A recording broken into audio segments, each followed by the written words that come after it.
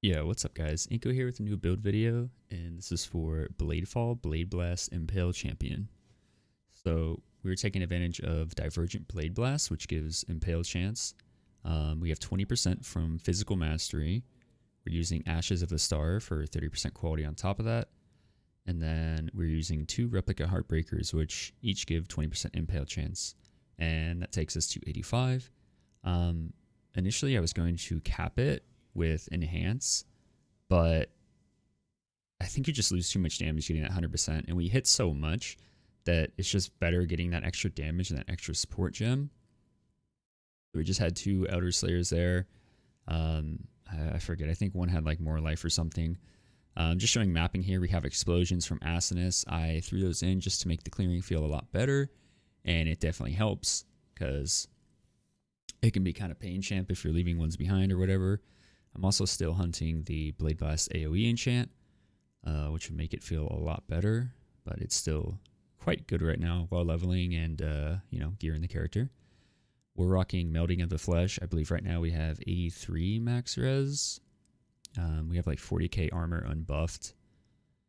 We have somewhere around 60 something spell suppression. I still need to get levels and craft my gear and stuff to get more chaos resist and get us capped on spell suppression. That'll give us really nice defenses. We're also taking advantage of Adrenaline from the Champion Ascendancy, and we have that up. You can have it up all the time with bossing. You just tap your Pride Pride is linked with Life Tap and Divine Blessing, and so that'll get you on low life and give you a lot more damage, cast speed, attack speed, all that good stuff.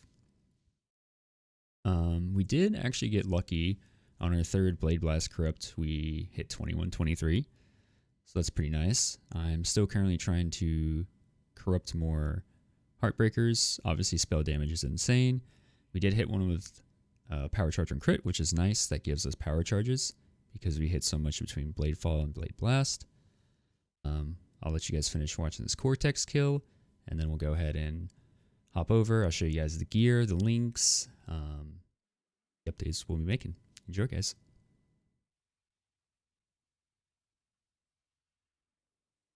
Not bad, dude. Holy shit. This build surprised me. Now we'll go ahead and go over the gear.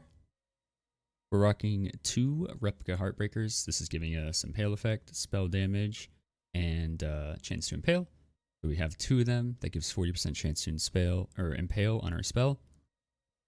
We have a Power Charge one here, which is nice. Ideally, we want to be getting spell damage. Still no luck on that. Our helmet, big mod that you want is Conk Effect. The Fizz damage spells is nice. Obviously, it's kind of a bummer that this has stun and block recovery. I'm currently trying to craft one with spell suppression, so we can get capped on spell suppression because we are currently only at 67%. So, big thing on there is the Conk Effect. We're using Ashes of the Star with Whispers of Doom. You are kind of like right there with Whispers of Doom, but 3 points. I mean, if you have the extra levels and stuff, sure, and you could like drop some points in places in that. But it's just better to anoint right now currently, and I already had that anointance, so it kind of fit. But once I fix my resistances and stuff, I can drop out of here, and that'll save 2 points. So also, when we get our spell suppression stuff, we can swap some stuff around, and also getting this is a lot of damage. I don't have that.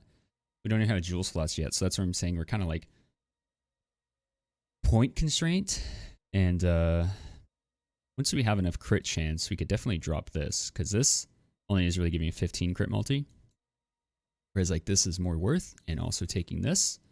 So something to do later on. But as far as chest, Skin of the Loyal with +1 also. You can either have +1 or +2 to AoE. Either one is good. Just a bad Circle of Guilt. We're still like in the early stages of this build, just leveling in that. Like this isn't even Catalyst or anything. I guess it has cast speed and damage while leeching life. But yeah, pretty bad. I have to upgrade that. The ring I'm pretty happy with. This one's pretty nice. We crafted it. I'm pretty happy with this one.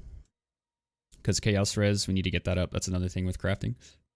But we can only get spell suppression on our boots and our helmet to finish capping ourselves out. So we have to get them on those, and then get chaos res on the other stuff. So like, you know, our rings, our belt, jewels, stuff like that.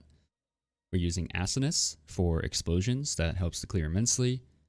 And it's also why we're using Whispers of Doom or additional curse, because we use Assassin's Mark on bosses. And if you were to put Assassin's Mark and only had one curse, this would overwrite it back and forth. If you were like casting it, you obviously don't want to keep casting it. And that's why we're doing double curse.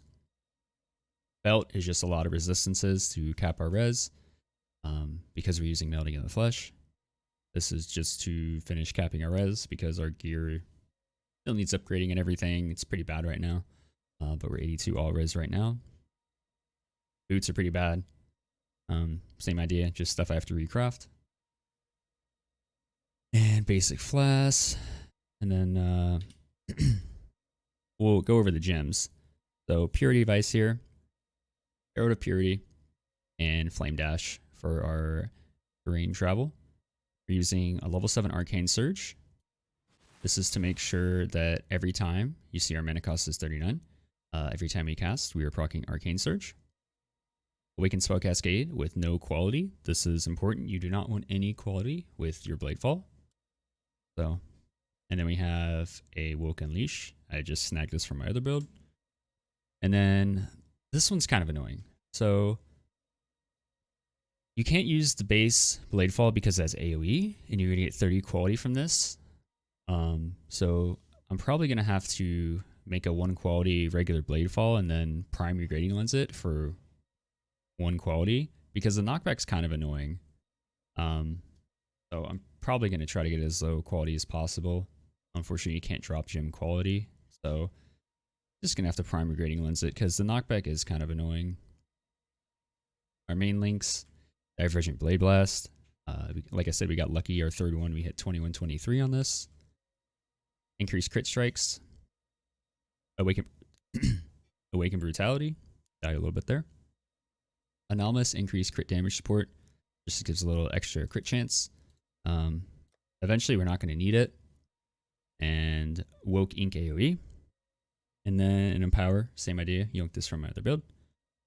Here we are rocking Arrogance and War Banner. We can do this to boost the effect of our War Banner.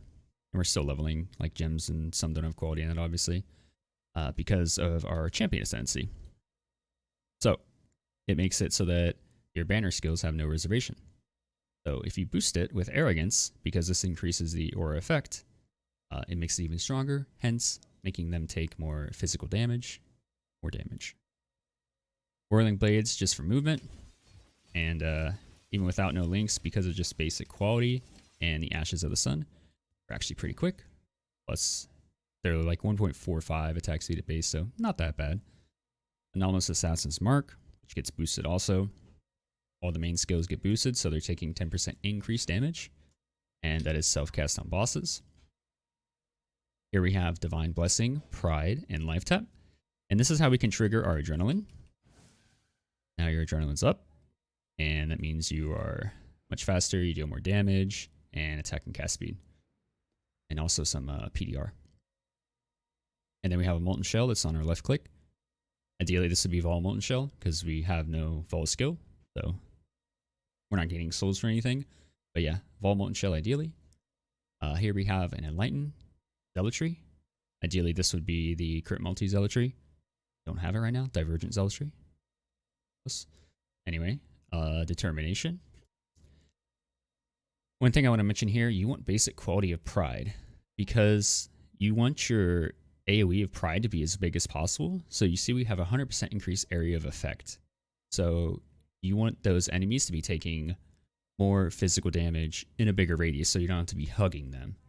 And that'll also make it like stack faster, just in the sense you don't have to be so close to them. Like when you're getting next to them, it'll start stacking the aura for them to take more damage. And then that's our links. Now we'll look at the tree. So for the tree, we're just pathing as fast as possible, melting in the flesh, big part of the build. How we get our max res up with Purity of Ice. We do Purity of Ice because of Survivalist over here. An extra 1 max res. We path up here for some life and to take Mage Bane. We kind of need that extra boost to spell suppression, and we might even take reflexes later on. This gives 13%. Just depending on how much spell suppression we can get on really our only 2 slots of gear that we can at this point. We don't have many other options outside of like clusters and that, so I do want to cap that ideally. And then we're taking this for some extra res, just to cap us. Actually, with buying that jewel now, I could drop this, but it does give a good chunk of armor. As you can see, we're sitting at 30k unbuffed, so that's really nice. Then path over here, get some more life. Up here, life, spell suppression, evasion, life. A jewel slot. The key things here are Impale Pride and crit chance with enemies on consecrated ground. Because we're hitting so much with Bladefall and Blade Blast, with Zealotry, we're pretty much always going to be creating that consecrated ground. So they're always going to be taking increased crit chance from us. Spell suppression here, crit strike chance increased by spell suppression chance. We're taking charisma and mana reservation efficiency. Here we have a large cluster. I don't know what these are. I don't have my price tool at the moment, but I know these usually sell for a lot. So if you're gonna buy them, just buy a base, 8 passive, physical, and just throw Jagged Fossils on it or Harvest Craft it.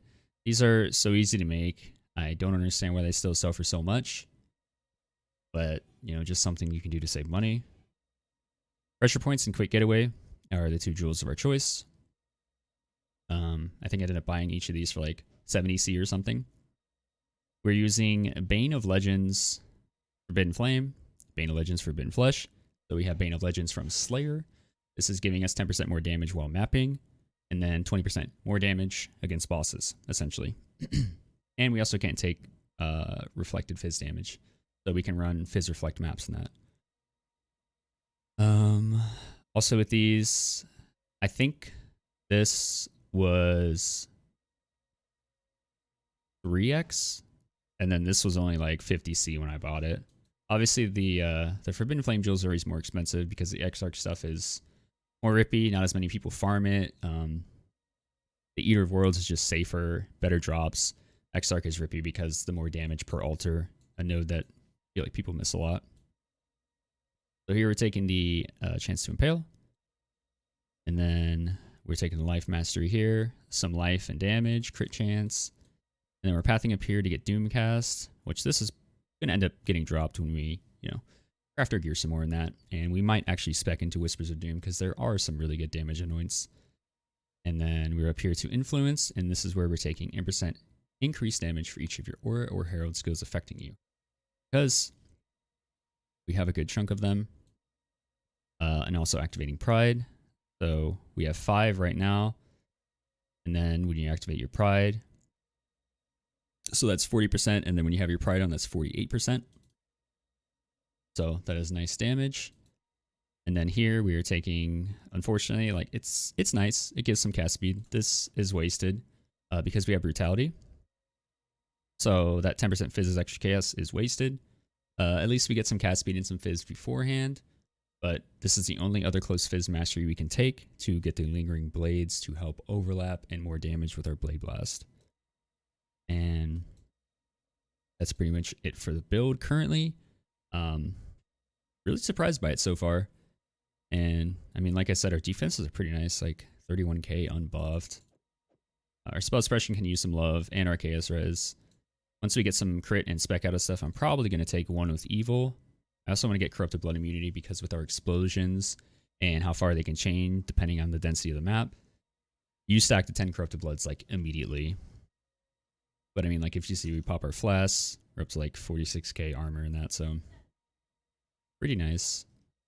Yeah, I've really been enjoying the build. We kind of made it as a meme, but I'm actually looking forward to you know, upgrading this.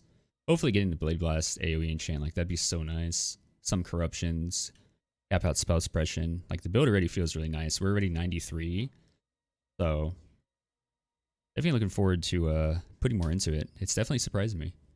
So yeah, hope you guys enjoyed the build. Let me know if you have any questions or anything, and thanks for watching, guys. Take care.